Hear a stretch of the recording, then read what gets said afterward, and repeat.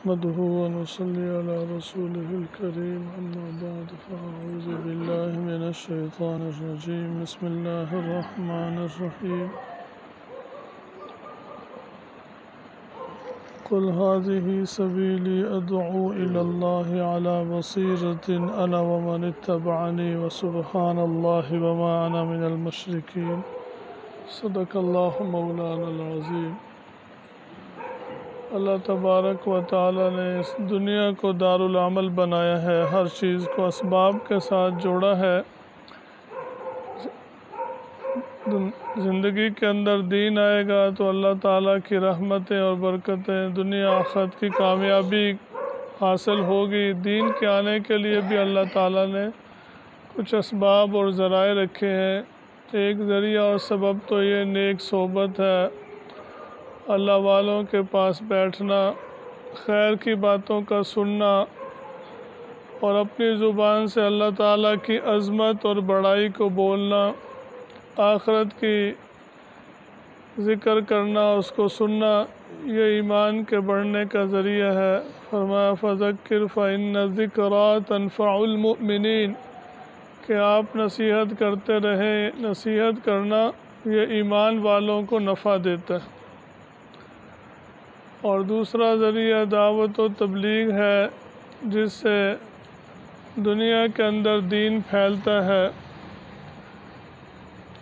جب تک مسلمان نے یہ اپنا کام سمجھا اور اپنا جان مال وقت صلاحیتیں اس پہ خرچ کرتے رہے، دین دنیا کے اندر پھیلتا رہا، لوگ اسلام میں داخل ہوتے رہے۔ اس زمانے کے اندر جہاں اور کاموں کے اندر سستی ہے، دعوت و تبلیغ کے اندر بھی سستی اور کوتاہی مسلمانوں کی طرف سے ہو رہی ہے۔ حضور پاک صلی اللہ علیہ وسلم کی زندگی کا مشن اور مقصد ہی اسلام کی تبلیغ، دعوت، اس کے لیے آپ نے زندگی کے اکثر اوقات اسی غم میں، فکر میں، محنت میں آپ کے گزرے۔ تو ہمارا بھی سب سے قیمتی وقت وہ ہوگا کہ جو انسانوں کی ہدایت اور رہنمائی کے لیے، دین کی سربلندی کے لیے اللہ کے راستے میں، دین کے کام میں گزرے گا۔ اگر کوئی اس سے اونچا کام ہوتا، بہتر کام ہوتا، تو اللہ تعالیٰ اپنے سب سے زیادہ محبوب اور برگزیدہ بندوں کو، نبیوں کو اللہ تعالیٰ وہ کام عطا فرماتے۔ سب سے اونچا کام چونکہ یہ دعوت و تبلیغ کا کام ہے، اس لیے تمام پیغمبروں کو، نبیوں کو، جو اللہ تعالیٰ کے سب سے زیادہ پیارے اور محبوب بندے ہوتے ہیں، ان کو اللہ تعالیٰ نے یہ کام عطا فرمایا۔ اللہ تبارک و تعالیٰ کا ارشاد ہے قل ھذہ سبیلی ادعو الی اللہ، کہ اے نبی جی آپ فرما دیجئے کہ میرا یہ راستہ ہے کہ میں لوگوں کو اللہ تعالیٰ کی طرف بلاتا ہوں۔ اللہ تعالیٰ کی طرف بلانے سے مقصود اللہ کے دین کی طرف ان کو بلاتا ہوں۔ علی بصیرۃ، بصیرت کے ساتھ، سمجھ بوجھ کے ساتھ، انا ومن اتبعنی، میں بھی اور جو میری اتباع کرنے والے ہیں ان کا بھی یہی راستہ ہے، لوگوں کو اللہ کی طرف بلانا۔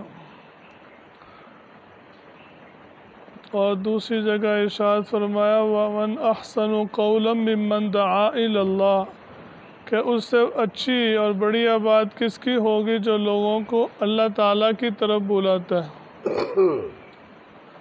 وَعَمِلَ صَالِحًا، اور خود بھی نیک عمل کرتا ہے۔ وَقَالَ إِنَّنِي مِنَ الْمُسْلِمِينَ، اور یہ کہتا ہے کہ میں بھی مسلمانوں میں سے ایک مسلمان ہوں۔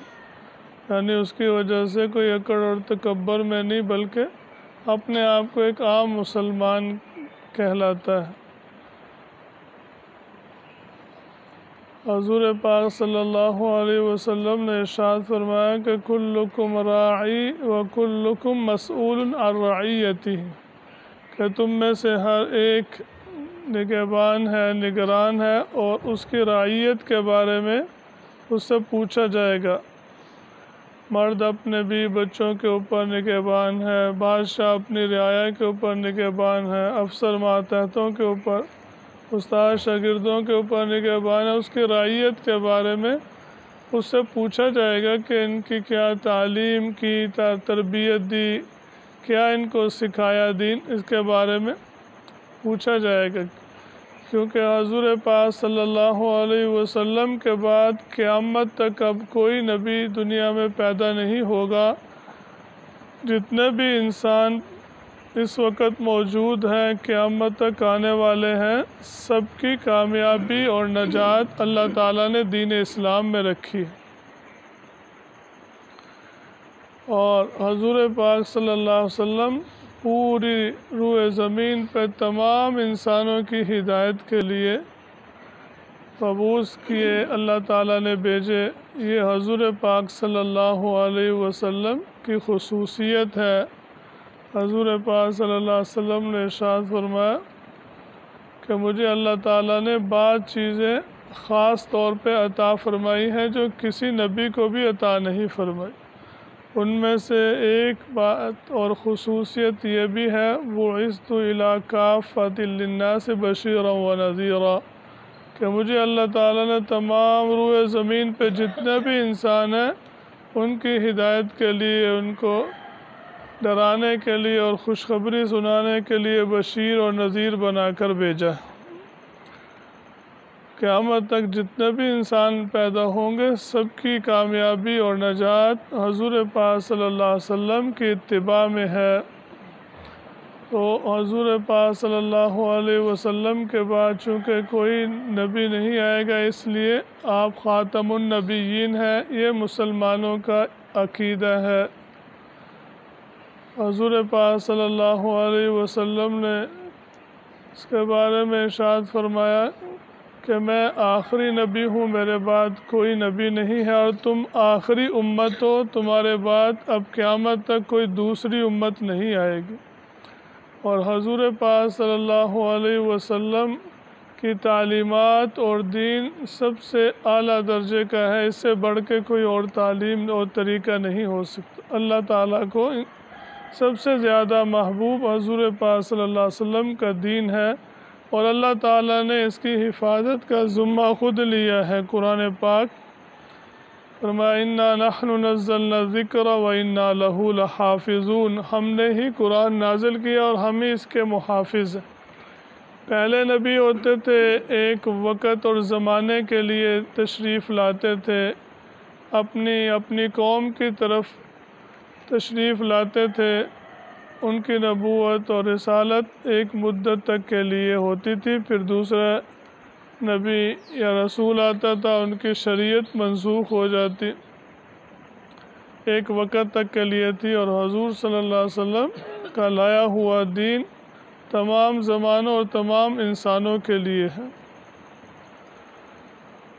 تو حضور پاک صلی اللہ علیہ وسلم نے اپنے دعوت و تبلیغ کا کام، اس کو دوسروں تک پہنچانا، یہ حضور صلی اللہ علیہ وسلم کی امت کے ذمے ہے کہ اس دین کی حفاظت کرے، اس کو دوسروں تک پہنچائے۔ تو میں بات کر رہا تھا، یہ عقیدہ ہے خاتم النبیین کا کہ حضور پاک صلی اللہ علیہ وسلم خاتم النبیین ہے، اور آپ صلی اللہ علیہ وسلم نے فرمایا کہ میرے بعد بہت سے لوگ نبوت کا جھوٹا دعویٰ کریں گے، انہ سیکون فی امتی کذابون ثلاثون، 30 جھوٹے آئیں گے، کلہم یزعم انہ نبی، ہر ایک یہ کہے گا کہ میں اللہ کا نبی ہوں، وَأَنَا خَاتَمُ النَّبِيِّينَ لَا نَبِيَّ بَعْدِي، حالانکہ میں نبیوں کے سلسلے کو ختم کرنے والا ہوں، میرے بعد کوئی بھی نبی نہیں ہے۔ جو بھی کسی کو نبی مانتا ہے حضور پاک صلی اللہ علیہ وسلم کے بعد، تو وہ کافر ہے اور دائرہ اسلام سے خارج ہے۔ جیسے آج کل قادیانی ہے، مرزئی ہے، وہ مرزا غلام احمد قادیانی کو بھی نبی مانتے ہیں، اس لیے وہ کافر ہیں، دائرہ اسلام سے خارج ہے۔ اور یہود و نصارہ ان کی پشت پناہی کرتے ہیں۔ انگریزوں نے ہی اس کو کھڑا کیا جھوٹا نبوت کا دعویٰ کرنے کے لیے۔ آج کل بھی مرزائیوں کی سپورٹ عیسائی کرتے ہیں، لندن کے اندر ان کا مرکز ہے۔ تو وہ جو سادہ لوگ مسلمان ہوتے ہیں ان کو لالچ دے کے پیسوں کا، کاروبار کا، شادی کروانے کا، باہر کے ملک بھجوانے کا ان کو گمراہ کرتے ہیں اور ان کو کافر بناتے ہیں، اور اسلام کے اور مسلمانوں کے پاکستان کے دشمن ہیں، سازشیں کرتے رہتے ہیں۔ اس لیے یہ بھی ہم سب کی ایک مسلمان ہونے کے ناطے، حضور صلی اللہ علیہ وسلم کا امتی ہونے کے ناطے ہم سب کی ذمہ داری ہے کہ اس فتنے سے آگاہ رہیں، دوسرے مسلمانوں کو بھی آگاہ کریں اور اسے بچانے کی کوشش کریں۔ اور جو ہمارے اکابرین بزرگ اس کے لیے ختم نبوت کے تحفظ کے لیے محنت کر رہے ہیں، کوشش کر رہے ہیں، اس فتنے کو ختم کرنے کے لیے اور امت کی حفاظت کے لیے ہمارا بھی فرض بنتا ہے کہ اس کے لیے ان کا ساتھ دیں اور ان کی تائید کریں، ان کے ساتھ مل کے کوشش کریں، اور اپنے اپنے علاقے کے اندر جو ایسے لوگ ہیں جو مسلمانوں کے ایمان کے دشمن اور ڈاکو ہیں اور حضور صلی اللہ علیہ وسلم کی ختم نبوت کے منکر ہیں اور باغی ہیں، ان کے اوپر نظر رکھیں اور اس فتنے سے اپنے آپ کو بھی، اپنی نسلوں کو بھی اور مسلمانوں کو بھی بچائیں۔ تو اس وقت بھی جب سے یہ حکومت آئی ہے یہ فتنہ اور زیادہ زوروں پہ ہے، قادیانی اور مرزائی جو ہے بہت کوشش کر رہے ہیں۔ تو ہم سب کا فرض بنتا ہے، ایمان کا تقاضا ہے کہ ہم اس سے باخبر رہیں اور اپنے اکابرین جب بھی بلائیں، کوئی پروگرام ہو، ضرورت ہو تو اس کے اندر ہم حصہ لیں۔ اور سب سے بڑا ذریعہ یہ ہے کہ اہل علم کے ساتھ، علماء کے ساتھ بیٹھیں، ان کے ساتھ تعلق رکھیں اور دین کا شوق رکھیں۔ یہی چیزیں مرنے کے بعد قبر میں، آخرت میں کام آنے والی۔ جو جتنا زیادہ دین اسلام کے لیے کوشش کرتا ہے، اپنا جان مال وقت لگاتا ہے، اتنا ہی زیادہ آخرت میں حضور پاک صلی اللہ علیہ وسلم کا اس کو قرب حاصل ہوگا، آپ کی شفاعت کا زیادہ مستحق ہوگا جو جتنی زیادہ محنت اور کوشش کرے گا دین کے لیے۔ تو اللہ تبارک و تعالی ہم سب کو بھی اپنے دین کی محنت کے لیے، دعوت و تبلیغ کے لیے، دین کے جتنے بھی شعبے ہیں جو اسلام کی سربلندی کے شعبے ہیں، دین کی بقا اور نشر و اشاعت ہے، دینی مدارس ہوں، ختم نبوت کے لیے ہو، اور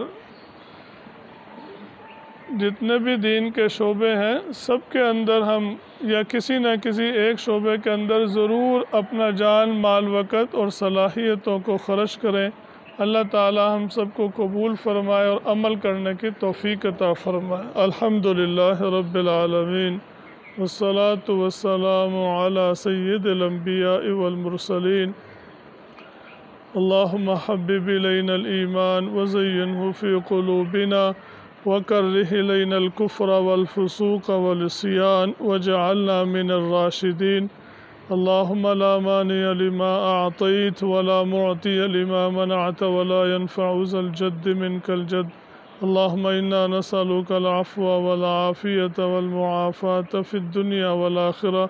اللہم من احییتہ منا فاحیہ علی الاسلام ومن توفیتہ منا فتوفہ علی الایمان۔ وصلی اللہ تعالی علی النبی الکریم وعلی آلہ واصحابہ اجمعین برحمتک یا ارحم الراحمین۔